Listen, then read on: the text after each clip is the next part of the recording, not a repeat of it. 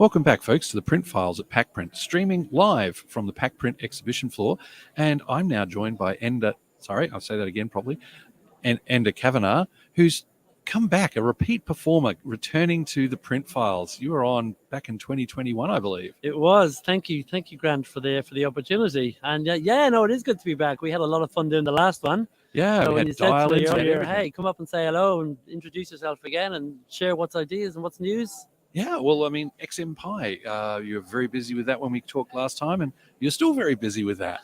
Look, I must admit, it is a privilege sometimes to be in this space, because when you look at, say, the industry, in the print industry, you look at, what's going on here and the strategies that it can bring to the business, from just like traditional variable data printing to online e-commerce.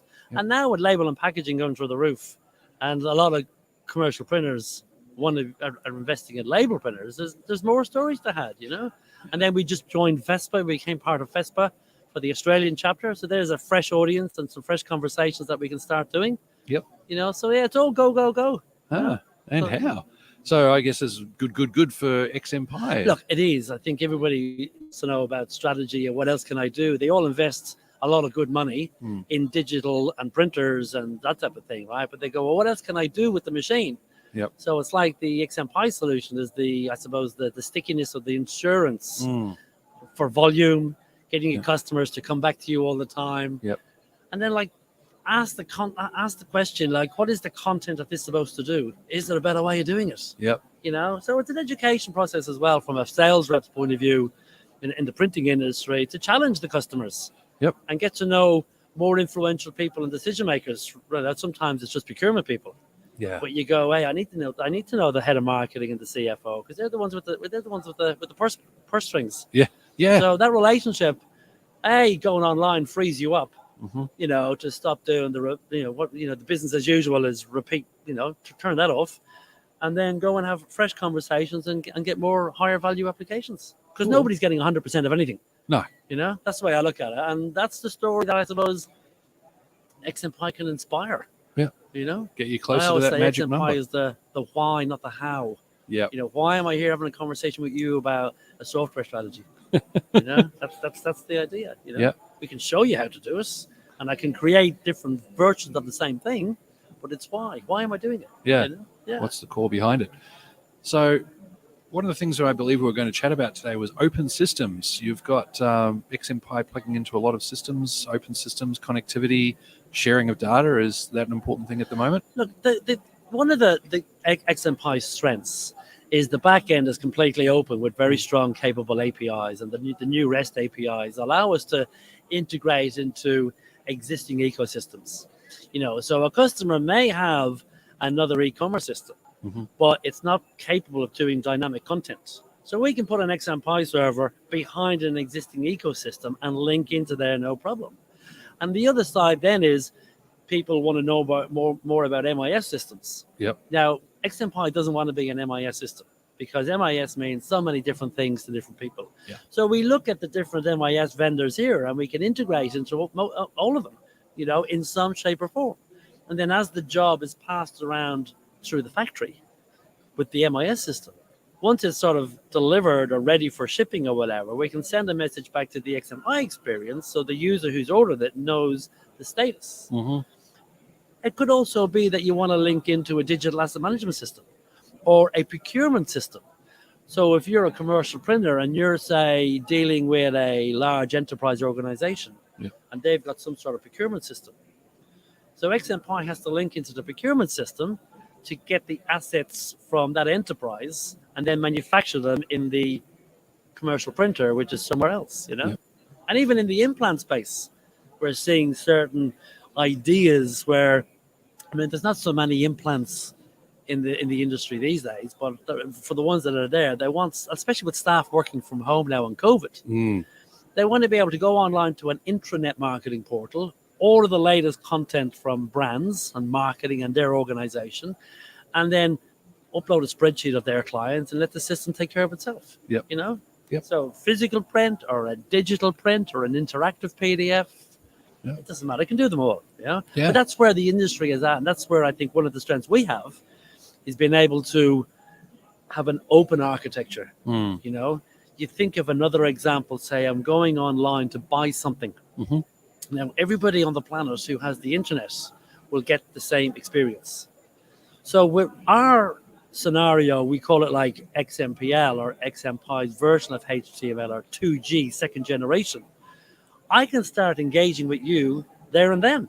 Yeah. So the next time you go back to this website, it's going to say, welcome back, Grant. Yeah. Are you still interested in that product you looked at last Thursday? Yeah. Do you want to Give us repeat an that? email address and a postcode. Yep. And all of a sudden, you get some geodata marketing saying, well, Grant, I know you live in this postcode. Here's the nearest store. Here's 10% off, and come in on Thursday for your VIP night. Yeah. Why wouldn't you? Yeah.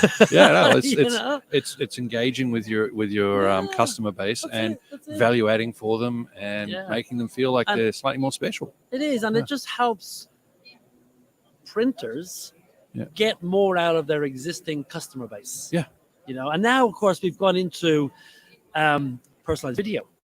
So we have native plugins for Adobe After Effects. Oh, So right. we can create a highly emotionally charged video Yep. as a thank you. Let's say you donated $100 to UNICEF. Yep. And we want to say thank you, Grant, for sponsoring this family. Yep. So we can create all of that. You get it. Now, because it's video and you love to see your name in video, you know, the agencies and the creative people tell us the potential for you to share that video socially is 13-fold Yeah. as opposed to a traditional print space. Yep. So all of a sudden, you as a loyal charitable man for UNICEF is doing the push marketing for the brand. Yeah. Yep. You know, there was Yeah, many statistics years ago that, you know, the average age in the database for charities is 57. Okay. So how do you future-proof the database? Yeah. Get the younger ones You involved. get the younger ones, the kids, the families, the in-laws, the outlaws, all that type of stuff. Absolutely. You know? Yeah. So it's Yeah. coming up with ideas and sharing them. Yep. You Yeah. know, that's the idea. Cool. Now, that sounds like you're doing a little bit of partnership work there with, you know, you mentioned some of the others that you can plug into. You got your clients that you're working with and building all these. So have you got specific drives these days for building partnerships? Look, I think if I look at, say, MIS as an example, okay? Yeah. So we talk to Print IQ, we can talk to Quote and Print, Mhm. we talk to other MIS vendors overseas, and that tends to be the when an organization is trying to, you know, revolutionize what it is that they do, is the MIS the key or is the web to print and going online? It's like a chicken or an egg story, right? It really is. Yeah. But then I have other partnerships that we build because they complement what we do, Yep. but we don't necessarily do it. Yeah. So I started talking to our neighbors. We're at B40 at PacPrint. So our neighbors is a company called DFlow, and they're very strong in integration at back end with printing and pre-press utilities and that type of thing. So it's a complement. Yeah. You know, it's not what we do, and what we do is not what they do. Yep. But there's a need for both brands to be involved. Yeah. So I started an early conversation with those guys. Yep. You know, Which brings us back, of course, to the open systems. If you've got an open That's architecture, it. you can plug into each other. Obviously, Fuji are one of our largest value-added resellers and channel partners. Yep. You know, and that's fantastic. Have been since 2008. Mhm. Label and packaging drove us to have a very strong relationship with HP. Okay. So now we have a sync into PrintOS. Mhm. So I can go online, I can order and edit and create.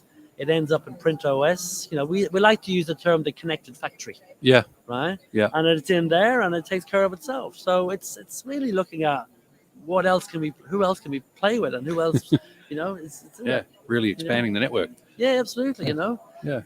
So yeah, no, it's good. There's some good conversations going on today, and it's only day one. Wow. Yeah. No, that's great. Yeah.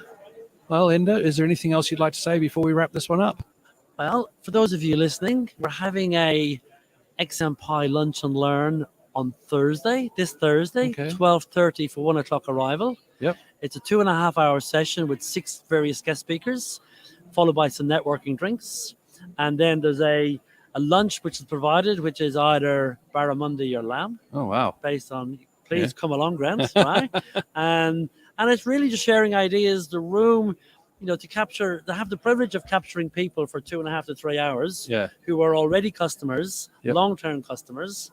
I think we owe it to them. Yeah. So we've got, the company has brought over a guy called Phil Gaskin who does what I do for Mhm. UK, Ireland, the Middle Yep. East. He's got some great success stories to share.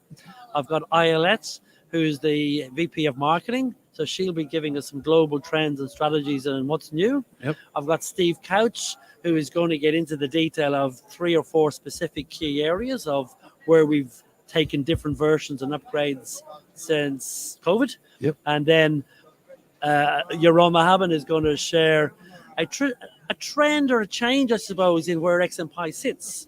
So XMPie is now called a KRAO company, Oh, which is part of the big Xerox Global.